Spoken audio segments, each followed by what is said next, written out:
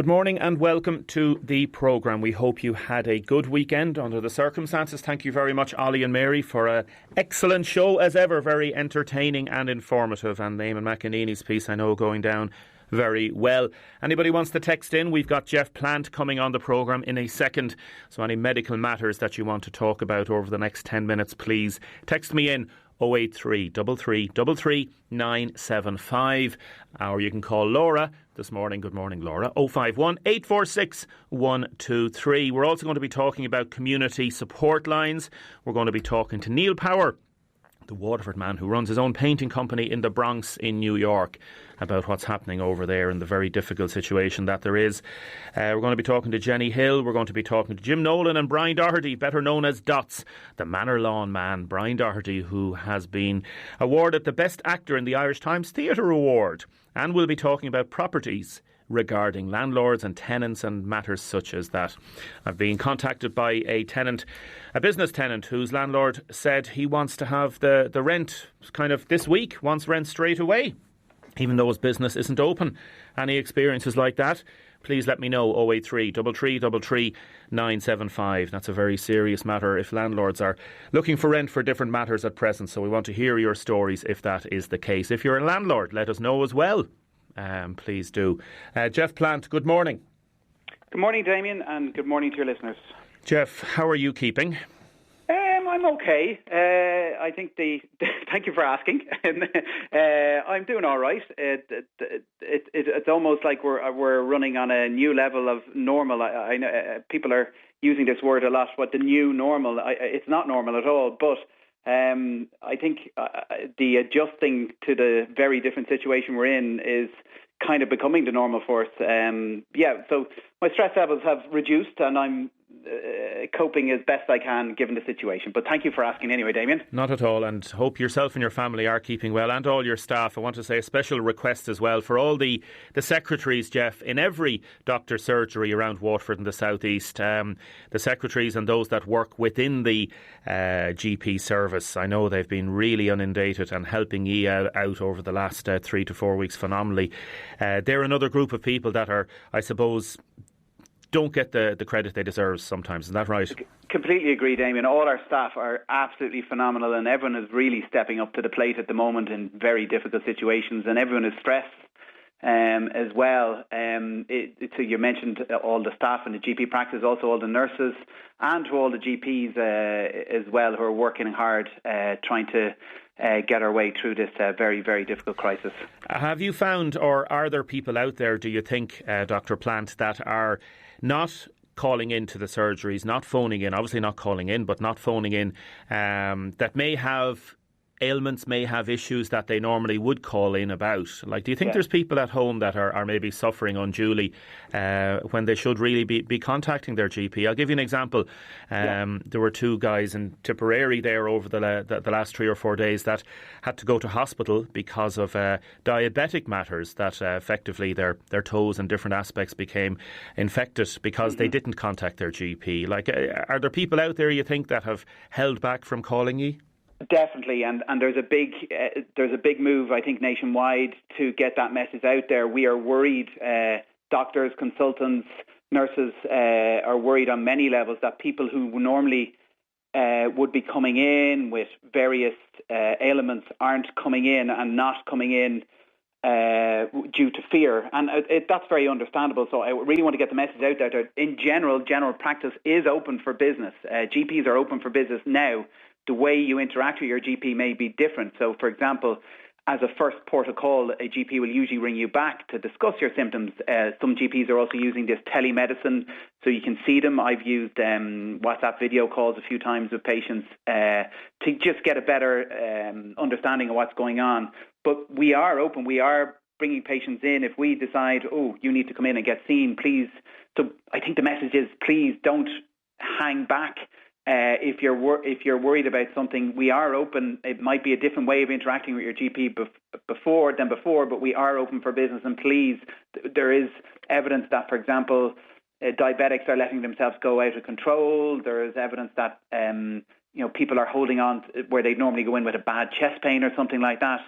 So you can ring the GP and the GP ring it back, and they can arrange a review for you. So it is business as normal as possible. So please don't hold back. There is another reason why some people mightn't be coming in as well. The colds, the regular colds and the regular bronchitis, people aren't really getting them at the moment, Damien, because you're isolating yourself to try and stop getting the coronavirus, the COVID. But of course, all the other regular viruses that do the rounds are disappearing away. So there is plenty of reasons that people aren't coming in as well. I want to ask you a few specific questions from people that are texting in. Sure. But firstly, face masks, and it's the big medical issue at the minute, one of the big medical issues that people are talking about. We've got conflicting advice from different parts of the world. The World Health Organization and the HSE still says that there's no need to be wearing a mask if you're out in the public, if you're not, if you don't have the virus. What's your view about it? My view is, look, you should see the amount of information we're getting as medical practitioners on a daily basis from all sorts of different sources. And we have to sieve through all that information and decide what's relevant or not relevant. So I know we're hearing messages from new research in the States and different jurisdictions about face masks, but it's okay to ask questions, but we have to trust our authorities. There are expert groups giving this advice. They're not doing it to harm people. They're doing it for benefit of people. The mask situation, in my opinion, it is of benefit for healthcare workers. And there's there's shortage, as you've seen on the news, of that. And if everyone reaches for a mask tomorrow, we are in big trouble because the healthcare workers need these masks, because that's where the research has shown it can help prevent spread. Okay. So let me ask you then, do you think then that the reason that the World Health Organization hasn't come out and said that this might help is that there would be a shortage? Like, is it something as simple as that, do you think? It could be, but also, of course, I mean, they have to balance what resources available and what can be best for the population. They're not just doing it to harm people. It's actually to benefit people. Like the evidence of wearing a mask to stop you getting coronavirus. I mean, that's just not true at all. It may be of benefit if you have a cough or a cold, if you as an individual, but to walk out on the street and think you're going to be protected from the coronavirus from wearing a mask. No, that's just not true. It is not true. And I know the evidence, there's all sorts of mix. So perhaps covering, even I saw something from the States to say, just cover your face if you have a cough and a cold. And that goes back to our basic. And this talk about masks, I think, moves everything away from the important things, which is, number one, cover your cough, cover your sneeze. Number two, wash your hands really regular. And this is where the important bit is. Most likely, there's two ways of picking this up. Number one is if someone coughs or sneezes directly into, usually it's about 2 meters. I know there's a bit of evidence coming out to say it might be a bit more than further, that. Yeah. So if someone does that and it lands straight into your mouth or eyes, that's number one. Okay? All right? That's one way of getting it. Number two is if you touch a surface with it on it and then you touch your mouth or eyes. So let's bring this back. Social distancing is very, very important. Washing your hands is very, very important. And covering your cough and your mouth. So the mask side of it, if you have a cough or a sneeze, you think you're going to perhaps covering your mouth with a simple scarf will be very effective, because going out to public to protect you from getting the coronavirus that's just not true, or it's minimally true. This leads us on to the next question. A quarter of those infected with COVID-19 in Ireland are healthcare workers. Yeah. Why? Why? Gosh, yeah. Like, I was researching this last night. We've one of the highest figures in the world of healthcare workers. Yeah. So you can talk about the HSE and the government doing a great job, but those frontline workers, a quarter of them, are those that have tested positive. That's not right. It certainly isn't.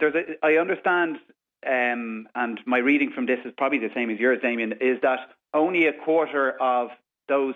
So if you're saying a quarter of the healthcare workers who have picked it up have picked it up from work. Only a quarter, okay? Yes. So they're picking it up from other sources. Yes, I see that. Yeah. I understand at the beginning, there was a number of hubs of people who travelled back and had been in, let's say, a house with a number of different doctors or a number of nurses, and there had been kind of hubs of focuses of the infection in those. So that was a big start to it. The other thing is healthcare professionals, quite rightly, are getting tested and getting tested appropriately and quickly.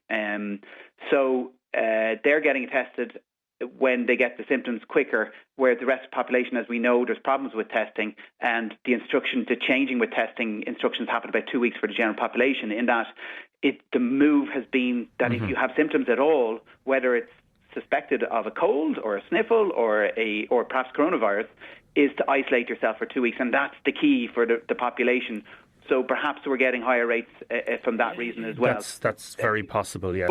But it doesn't take away from the fact, and this brings us back to the mass argument, that the healthcare workers are at the front line. I know there's all sorts of things, healthcare workers, heroes, front line, but they are the ones seeing patients with coronavirus, with suspected coronavirus, and we need to preserve all the right equipment for them. Okay. If a home carer walked into your office today and spoke to you at a social distance or phoned you and said, I'm going to be going into somebody's house to care for them for an hour, I'm going to be doing whatever, should they wear a mask? I'm not too sure. I haven't seen the guidelines for them. I understand is no. For example, I'll give you a good example of this, actually. So move away from the home care worker. Yeah. If I, as a GP, am seeing a patient who has no symptoms, for example, coming in for a child for a vaccination, or someone is in to me with back pain, we as the Irish College of General Practitioners are guided that we don't need to wear a mask in that situation. We need to wash our hands. We need to perhaps wear gloves. And if we're examining the patient up close, we usually ask the patient to turn their face to the wall. So there's a delicate balance of getting this right. So if that patient, if that carer is going into an elderly person who has a fever and a cough, I probably might say, yes, I consider it. Okay. Or if they shouldn't be going in there if they have a cough or fever. Yes. But just general precautions. It brings us back to trying to keep as best as possible the distance. When you do have to go up close to someone for the carers, there's other things, hand washing, getting the person to turn their face away. There are other things. I know that it's all a debate out there, but we do need to get the balance right. Okay, a few very quick questions. If you can give a few quick answers to this. If you can't, no problem whatsoever. Okay. Dr. Plant, I'm on Enbrel, Enbrel. Blood's always perfect. Can I still go to work? I work 24 hours a week and stay pretty much at home for the rest of my time. Okay. Thank you. Great question, and good man, because that's good. Thank you to that listener, because I talked on the radio with you about last Saturday, a week ago, about cocooning and who has to stay at home. We know everyone over 70 has to. And then there's people with cancer or on chemotherapy and people who've had transplants. And there's two other big groups that gets a bit more, I guess, a bit grey, a little bit more uncertain. One is those people on immunosuppressant therapy, and that gentleman or that lady is on immunosuppressant therapy. My understanding is, if they're on Enbrel, yes, they are not meant to go to work, okay? So if someone is on, and they know, this will be a tiny proportion of your listeners, on immunosuppressant therapy, they're usually injections once a week, or they might be on it for rheumatoid arthritis or a couple of other immune things. Yes, they're on them. They might be in the guidelines that they're not meant to work, so do talk to their GP. Okay. The other vague one, if you don't mind, I may ask, there was, should asthmatics automatically stay at home? The answer to that is no. It's only if you're severe asthmatics, if you've got severe asthma. And those are people who are on steroid medication, as in tablets all the time, steroids, who've had admission to hospital with asthma in the last year. There's good guidelines, I understand, on the Asthma Society about the Asthma Society website about who is classed as a severe asthmatic. So it's actually small number of asthmatics are classed as severe, and therefore, Damien, they're the ones who should definitely stay at home. But most the vast majority of asthmatics don't fall into that category. Okay.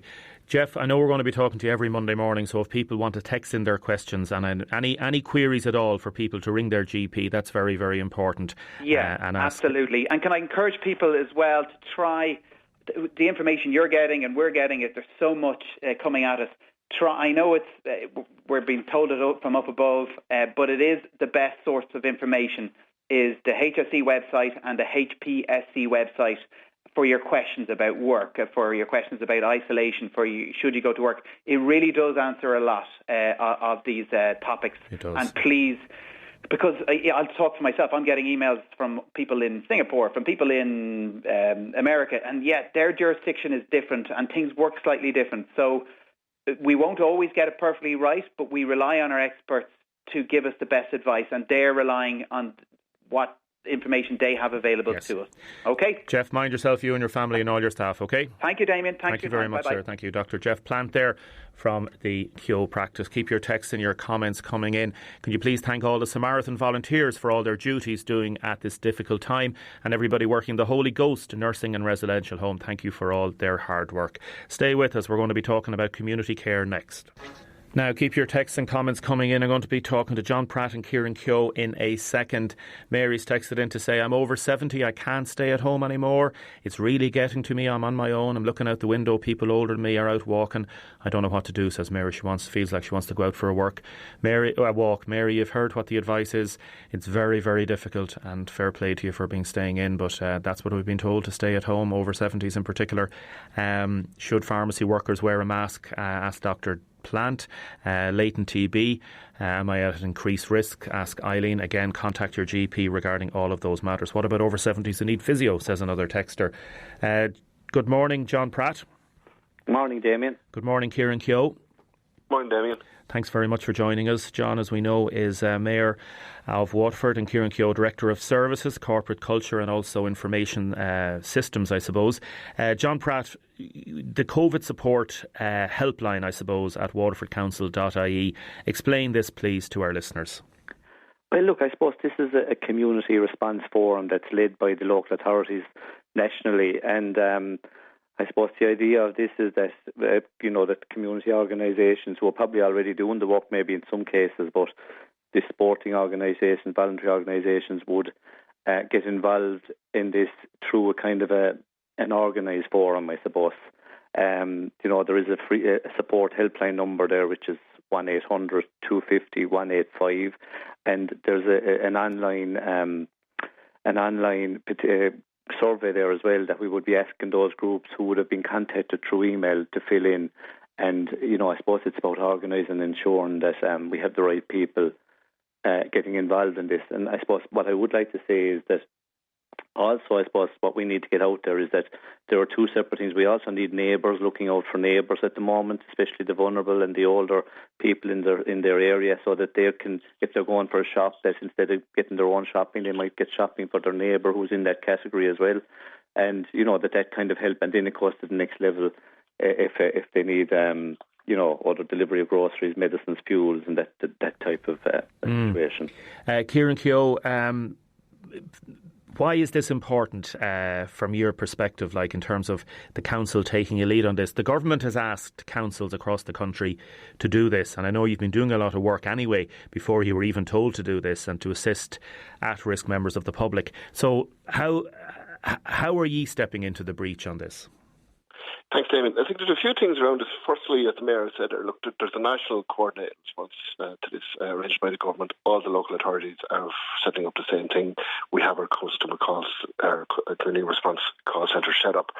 So effectively what we want to do is, if there are people who do not have the support of the local neighbours, of their local family members, or of someone who knows them within a very close distance, and you can use the 2 kilometre radius that the Taoiseach mentioned in the latest level of restrictions. If there are people, and there are people out there who don't have that level of local support, they need support. And the local authorities have been in the forum of doing the support. long before this through our community programs through the PPN. So we have huge contacts into the communities as it is. And I suppose it was logical between having the ability to provide the numbers of people, the locations to provide that support, as well as the ability then to contact and get all those level of volunteers in and operational in a very quick response time. Like the Taoiseach's announcement was on the Friday night, as we're all aware, and by Sunday we were ready to go. You know what I mean? So we were in a position to be able to ramp up to the level of support required. But I think it is very important that what we do want to keep going is that level of local support, the neighbour, the family member, or whatever the volunteer group is within local, and know that there are vulnerable people there who are cocooning, that they keep doing that level of support, because that's critical. What we're here to do is that if anyone who doesn't have that support, please contact the number at the mayor, and we'll get the support for you. And John, it is difficult. Like, we've different cohorts of people in we'd say housing estates, and then you've got people cocooning as couples or on their own in rural parts of Waterford that they may not see anybody. Like, the postman might come along, and the post services are doing great, and a shout out to all the postmen and women this morning, that people just want to have a chat. They want to literally talk. But now, you just heard Mary texting in and others over 70s. It is so difficult, isn't it? Yeah, look, and I think they need to know, and even, you'd be talking about this phone number that we have here, but even if it is to ring to say, just to say how they're doing, I don't think that would be an issue. It's just to know that they can ring someone, that there's someone there to listen to them at this side, because what we don't want to happen is mental health, as you know, is difficult enough at the best of times, and at this time, I'm sure there are people out there who are struggling even more with their mental health, and just to have that chat, just to be able to ring up and see, look, how are you doing? Is everything okay? Or vice versa, that they have an option of ringing, because I know one of the groups that's involved in this is Alone as well, and their number is available as well. But I'm just saying, just that they know that there's someone they can turn to, just because not everybody has somebody, I suppose, and that there's somebody looking out for everyone out there at this time. And what I will say is, even in the last few days, I've noticed where even the public health nurse has been ringing different people, because just my own mum would have a carer and just was ringing to see, are you okay? Ringing the carer to know, are you all right? Do you need extra support? Or even some cases maybe looking that maybe the support could come back if the families are doing it, because there's a fear out there as well that where home help is going in, if they're going to numerous houses, I suppose that would the family just on that short term, because they're not working themselves, like to just continue doing it themselves, so that there's not going in from house to house as well. It's a strange situation we're in, I suppose, Damien, and it's about doing the right thing. And my own wife would be in that vulnerable category as well, so I'm actually being very careful myself as to where I can do. I'm working mainly from home, very busy, and doing the best that we can, as I do think a lot of the councillors are, and I want to say well done to them as well, but yeah, we're just all trying to do the right thing, I suppose. Yeah. And Kieran, Damien, can I just say in relation to that, Damien, in relation to the social isolation issue, and the lady you mentioned that rang in there earlier on to yourself, 20% of the calls we're receiving are from people who feel this isolation. And as Mayor has said, one of our partner agencies is Alone. We have people who are at the end of the phone and can help those people. So if anyone has any issue like that, please call the number and we will get the support and help to that person. And as you say, the best initial support may be that chat for 15, 20 minutes just to provide that support and knowledge to people that they have that help available to them should they need it. And we'll refer to relevant bodies then. I presume as well, Kieran, like you're telling your staff, like there's a lot of, as you say, different groups doing this, and this is part of the official support now, and I'll give out the numbers again, but like we've had a text in here from Pat, right? He phoned in. This is a simple question, and it's one that you can't, I suppose, necessarily advise somebody good, bad or indifferent. He says, I'm 72, my wife is not 70. Can I bring my wife out shopping while I stay in the car? Like, there's a very practical, simple question that, like, I can't say to Pat, yes, Pat, you can do that, because he meets the guards or whatever and he says, Damien Tiernan told me it was okay to go out. I can't say that. There's so many questions that are very difficult to answer. Yeah, absolutely, and every case is going to have its own particular issue and its own particular thing that is different to that case. And I think what we have to do at all times is take a very much a precautionary approach, so that if that individual wants the ability, wants support to get medicines, to get food, we have people and volunteers able to do that for that person. So they shouldn't feel that they have to go out or that they need to go out and irrespective of their age or either side of 70. If they're vulnerable, the precautionary approach is protect yourself, stay at home. Your neighbours, your volunteers locally will help. If you don't have them, ring this number and we'll get help for you. That's the simple message that I want to get out here today. And I'll give out that number again. John Pratt, to you and your family, say hello to your wife for me, and I hope you're keeping safe. And Kieran, to you as well, and all your staff, mind yourselves, okay? Thanks very much, Damien. Cheers. Thanks very much, Kieran. Thank you, John. Appreciate you taking our call this morning. That's John Pratt, Mayor of Waterford, and Kieran Keogh, Director of Services, with some very good advice. It's a number, if you have a pen there, I'll give it out later in the programme as well. It's a confidential helpline. It's a support number set up through the council. There are, as I said, lots of other great groups doing great work, so you may want to get in touch with them as well. The number is 1800 250 185. That's 1800 250 185. And the email is covidsupport, all one word, covidsupport@waterfordcouncil.ie. A lot of questions and texts coming in.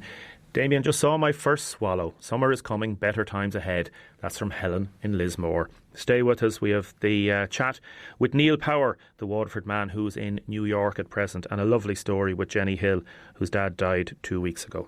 Now, a lot of texts and comments coming in. Could you please give a special mention to well done to Dean Robinson and everybody involved in organising that fab 2-hour music session over the weekend. Waterford in your pocket as well, Paul Dower. A great tribute to all frontline workers. Well done.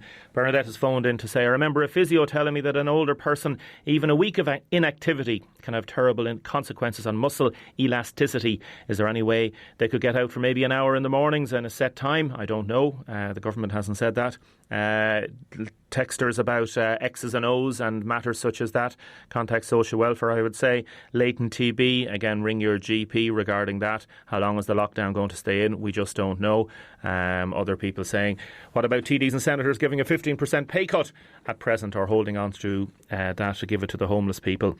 Now, Neil Power left Waterford quite a number of years ago in the late 80s. I came in last night to talk to him about how he's getting on in the Bronx in New York, a well-known Waterford man, and I asked him first how he was keeping. Not too bad, Damien. Tell us, what part of New York are you in?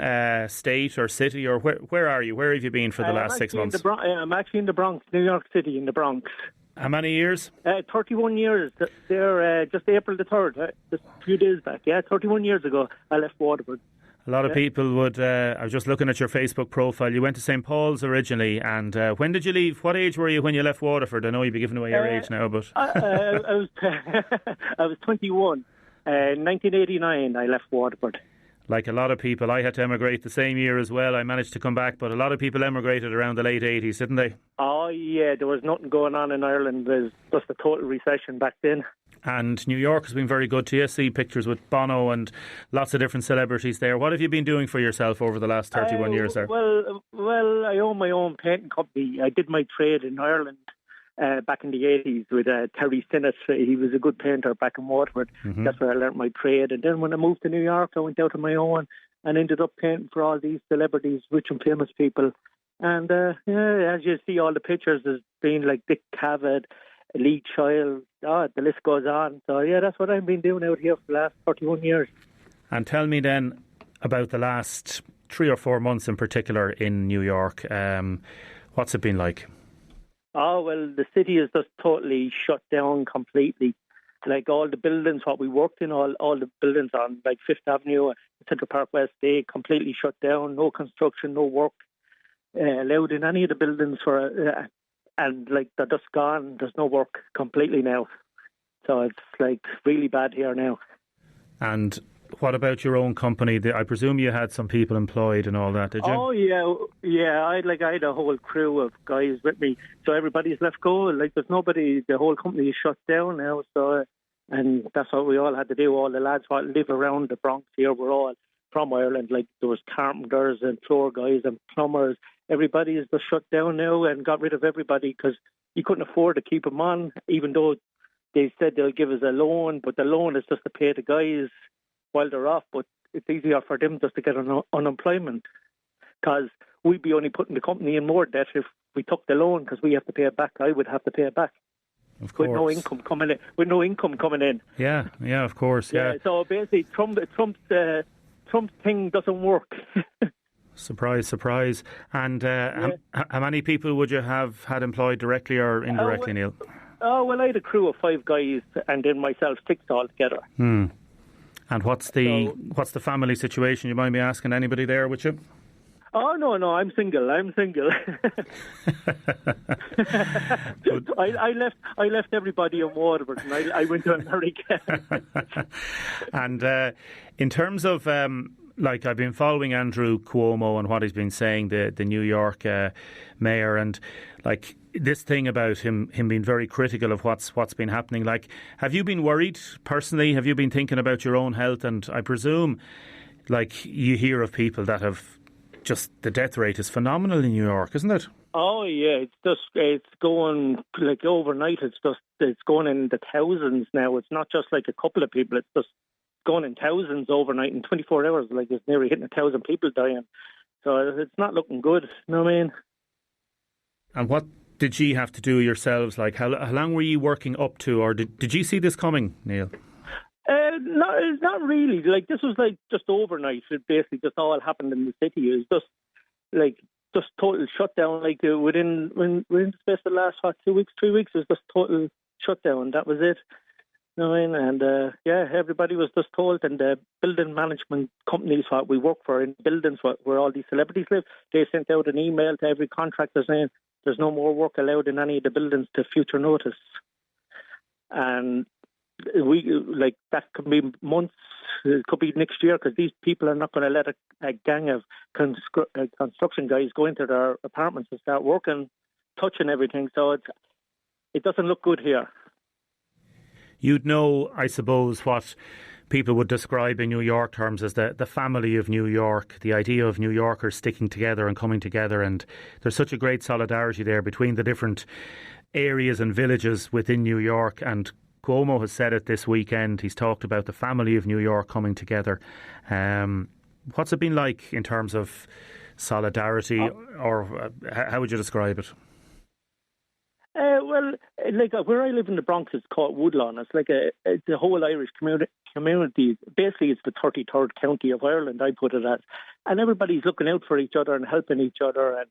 And like, everybody just sticks together. It's just like what happened in 9/11 and all that. We all stuck together because it was like the whole city was on lockdown back then as well. So everybody looks out for everybody here, the Irish in this community as well. Have you had any close calls yourself, like with maybe been worried about contracting the virus? Like, I presume you've just been very, very careful. Oh yeah, well, I basically just staying away from everybody and just like staying at home and just keeping away from everybody. But I'm actually on a plane tomorrow night, Monday night. I'm actually on a plane going to Dublin. I'll be in Waterford Tuesday, actually, because I said I was coming home for Easter anyway, but I didn't change my plan because I said with this thing hitting its peak now in the next 2 weeks, I'm safer in Ireland, even though Ireland has it, but I'll be safer in Ireland than being here in New York. Yeah, you're effectively just saying you fancy your chances better in Ireland because, like, New York is it's been a disaster really, and then the amount of ventilators that haven't been there, and then I know there's a new batch coming in from China, but it's just been really, really frightening, isn't it? Oh yeah, Governor Cuomo is saying, he's the man to listen to. Trump is just a complete idiot. Cuomo is the man to listen to because he's telling it as it is and the facts and everything. Yeah. Saying like the doctors and nurses, there's not enough of them there to help all these people in New York. There's 8.5 million people living here in the city, but there's about another 2 million illegal immigrants here as well. So there's about 10 million people altogether in this city, and Manhattan is only 11 miles long by 6 miles across, and then you got the Bronx, Queens, Brooklyn, Staten Island, and it's a lot of people in a small area. It is. It really is. Do you follow? When you think of 10 million, there's not even 4 million in Ireland. we got all that in the space of. We got about 10 million people in the space of County Waterford. Do you follow the American football at all? No, I'm not a sportsman at all. Music is my thing. Music is my thing. As you see on my Facebook page, Damien, it's all about the music with me. It is, yeah. I know. I just saw there that one of this very famous kicker with the Saints, he died age 73. He got the virus. Tom Dempsey's his name. Irish blood, as they say. Yeah. What's going to happen with your own business? Are you going to be able to put it into hibernation as such, or what do you reckon? Well, I had to cancel workman's comp and all the insurances, because that's like paying a mortgage every month if you have no work coming in, and we don't know when it's all going to start up again. And I was actually talking to a friend of mine. He's a super in a building in Manhattan, and he caught me last night, and he gave me the inside information from all these management companies what he's a super for, and he works for. He says, Neil, it doesn't like there's going to be any work allowed in these buildings for the whole year till next year, because these rich people, these rich people, they don't want anybody near them. And a lot of the rich people left Manhattan. They're all gone out to the Hamptons. They're gone to their summer homes. So Manhattan is like a ghost town. So it's going to be a long time before any construction is allowed in any of the residential apartments. Like the new buildings that are getting built from the ground up, like the union ones, they'll work. But it's the likes of the small contractor, carpenter, painter, plumber, that does like residential work. They're finished. It's finished here because you won't be allowed into the buildings. Wow, that's going to affect a lot of people, and a lot of Irish people, as you say. I know Woodlawn, and that's going to really affect a lot of people, won't it? Oh, yeah. There's a lot of people, like, you'll see a lot of people just moving back to Ireland because you can't live in New York City with no work. You know what I mean? And, like, the same thing with me, because I own my own company, I can't collect unemployment either because I own the company. Yeah.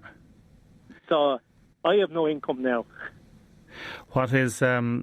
Who you're coming back to Ireland, and will you be back in the town, as they say? Who do you want to say hello to here? Well, everybody kind of knows me in Waterford anyway. I think all the music heads, all the lads that play, all the bad, they all know me. So if I start naming out one name, you know yourself. I know. Say, oh, you forgot me. So everybody who knows me, I know them. And family, family and friends as well. Yeah. Yeah. The mother and father are out there on the Cork Road at Paddy Brown's Road Junction. So that's where I'll be. That's where I'll be hiding for 2 weeks. What's their names, Neil? Breda and Paul Power. Breda and Paul, say hello to them. Yeah. You'll have to obviously self-isolate now for 2 weeks, won't you? Oh, yeah, like Monday night I'm flying out of here, and Aer Lingus even told me I'll probably be the only one on the plane. I'll take a few pictures and videos and show you. I'll probably be because I'm lucky enough, I'm an American citizen and an Irish citizen, so I can go into Ireland and I can come back to America because I'm an American citizen as well. Yes. Yeah, listen, so I'll be just going straight from Dublin, straight down and isolate for the 14 days. Yeah. Will you get a taxi down, or will you get a car, or what are you going to do? Oh, no, the rental car place, they called me and all, and they confirmed that I still flying and the car would be totally sanitised. Fair play to them, yes. Enterprise. They told me the whole car would be totally sanitised and it'll be at the airport waiting for me. I don't have to get on. Usually you have to get on a bus and they bring you over to where the car rental place is. That's right. They said the car would be right outside the front door. Well, so you'll be hitching up with some of the lads here. Ray C says hello and the others. And Ray and all that. But we have nowhere to go for a pint. I know. Yeah. You're going to have to be doing these Zoom concerts now online. It'll be won't be the same thing at all. Wait till it. Hopefully over the summer it might open up a little bit and we'll see what happens. It's just. Well, I'll be home again during the summer for All Together now. So they seem to be going on. They said on their Facebook page that they're still going ahead. So hopefully it still goes ahead. The minute, yeah. So we'll all catch up for a few points at that anyway. Listen, Neil, it's lovely to talk to you, and safe travelling to you, and hope all the family and everybody that works with you is going to be safe, you know. Oh, okay, cheers, Damien. Because when I called the Aer Lingus, because I didn't change my plan, and when I called the Aer Lingus, they said, no, Neil, the flight is going. We're doing one flight a day from Dublin to New York because we have to keep the slot. Oh, yes, so yes. They said, you're an American citizen and an Irish citizen. Said, you're probably going to be the only one on the plane with whatever air hostess is going to be there. Yeah, that's mad, isn't it? So it'd be like a private jet going home. And will you stay for a couple of weeks? You will. Well, I come back to New York on the 26th of April, so that's when I come back here. So, so hopefully, if it's not locked down, and when the peak hits, because they said that within this week and next week, that's when the apex is going to hit its peak. So, God only knows, they might shut it all down completely then when that happens. So I just have to wait and see. Take care. Mind yourself, Neil. Lovely to talk to you. Okay, Damien. Have a good one. And yourself. God bless. Take it easy. Thanks, Neil. See you. Bye-bye.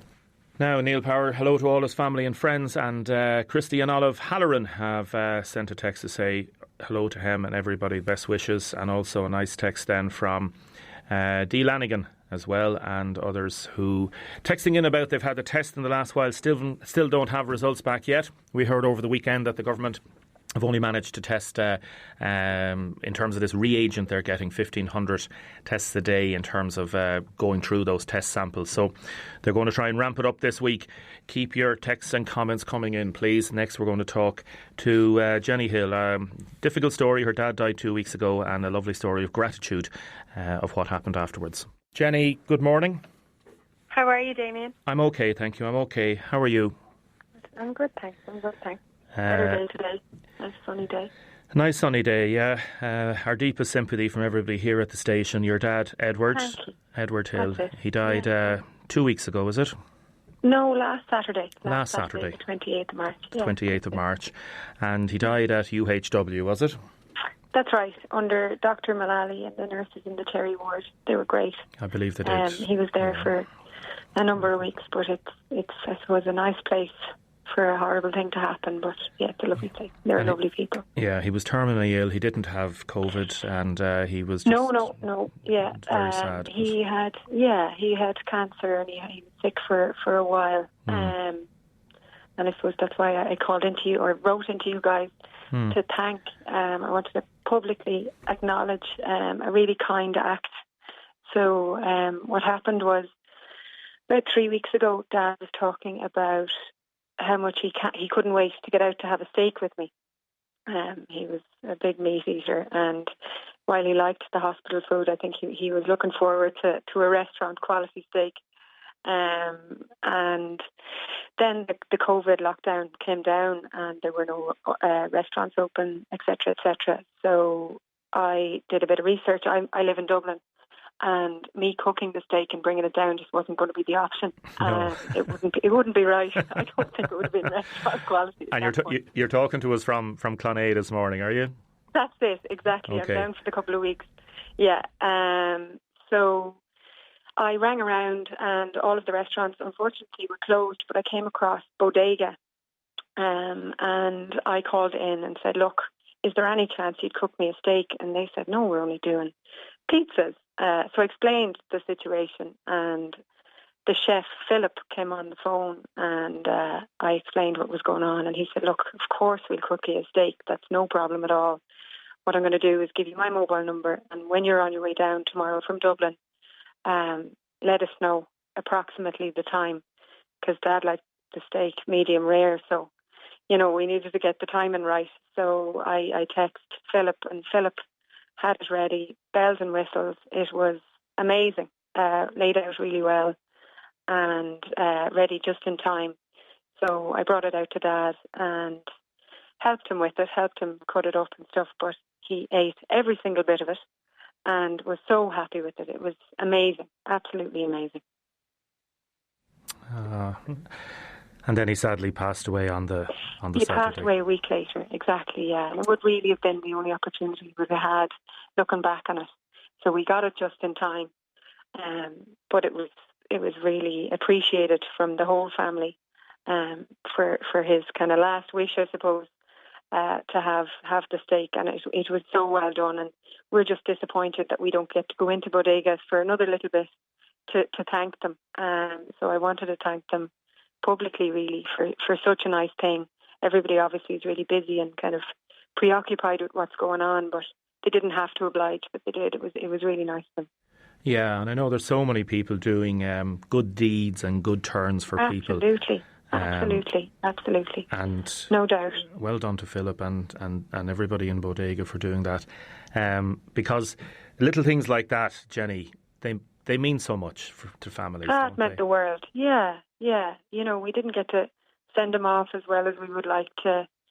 There was a lot of things we didn't get to do, but that was one that he really wanted, and really that's all that matters, So it was a huge act of kindness, and we really, really appreciated it, and Dad really appreciated it. He said it was the best steak he's ever had. So I believe it, to be honest. Watching him eat it, it looked pretty good. Yeah. I will be having one from Philip at some other point. And how did... Hopefully in the near future. And in terms of the funeral, were the new regulations in at that stage, or how did... Yeah, there were some regulations. So the new regulations came in, I think, the day after for 10 people to attend the funeral, and there are 5 of us, so we would have been goosed with partners to make it, but we had 20. So it was regulated, and it was fair, and there were few people in the church. I think there were 19 people in the church. But I mean, we saw it as a formality. We'll do it again. We were definitely doing a memorial mass for Dad to give him a proper send-off. But yeah, it wasn't what you'd like to have to remember somebody, that's for sure. Jenny, to you and all the family, God bless and mind yourselves and deepest sympathy, okay? Thanks a million, Damien. Thank you. Thank you, Jenny. Take care. Bye. Jenny Hill there on her dad dying, and the lovely thing that Philip did. Well done, Philip, and everybody that's doing all those acts of kindness. Well done to everybody that is doing those acts of kindness. People are texting in about social distancing to remind people to maintain social distancing still. We can't relax on these things. Very, very important. People saying about in supermarkets as well, some people having chats and a sort of relaxing type of thing. We can't relax on this. A texter about horses up around the Carrickfearish area, saying that they need to be looked after properly, some tied up in muck, and Pat has texted in to say the health people should be up having a look at those things. Paul has texted in the story about bodegas encourage me to shop and eat locally and support people and businesses that support us during this time. Other people texting in about ventilators coming from China and the PPEs. A lot of people angry about that as well. Keep your texts and comments coming in. 083 333 975. Claire is called in to say, wondering why the range is still open fully. It's a UK-based company. What is the situation there?